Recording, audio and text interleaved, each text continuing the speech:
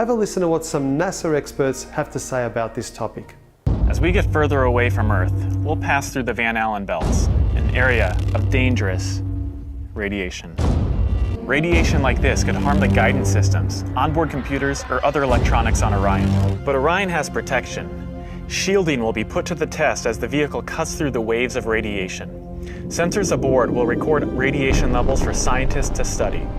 We must solve these challenges before we send people through this region of space. Hang on. So what you're saying is that in order to send humans through this region, we need to solve the challenge of getting through the Van Allen radiation belts. But I'm confused. Didn't you already solve this challenge back in 1969 when you sent astronauts to the moon and subsequently 5 other times after that?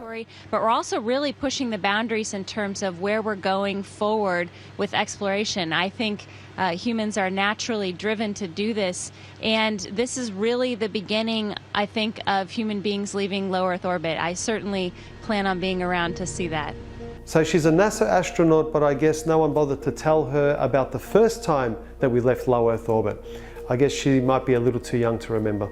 Here we have another astronaut that wasn't told about the moon landing 48 years ago. The plan that NASA has is to build a rocket called SLS, which is a heavy lift rocket. It's something that is much bigger than what we have today, and it will be able to launch the Orion capsule with humans on board, as well as landers or other components to destinations beyond Earth orbit. Right now, we only can fly in Earth orbit. That's the farthest that we can go. We only can fly in Earth orbit. That's the farthest that we can go. And this new system that we're building is going to allow us to go beyond and hopefully take humans into the solar system to explore. So the moon, Mars, asteroids, there's a lot of destinations that we could go to, and we're building these building block components in order to allow us to do that eventually.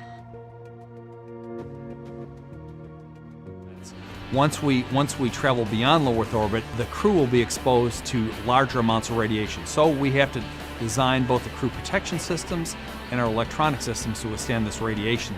So that would mean that Neil Armstrong, Michael Collins and Buzz Aldrin were a tough bunch of SOBs able to withstand all that brutal radiation, considering these challenges are still yet to be solved. So how is it that we had the technology to achieve this amazing feat back in 1969, but we're still working on the technology in 2017, almost half a century later?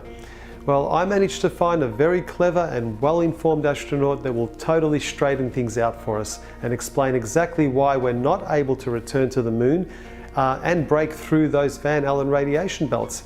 Have a listen to this clever chap. I'd go to the moon in a nanosecond.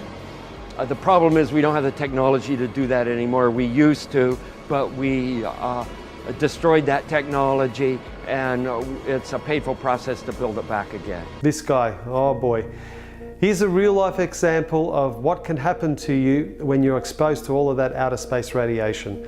And if you're a child with aspirations of becoming an astronaut, being a very good liar might be a positive attribute to have on your resume.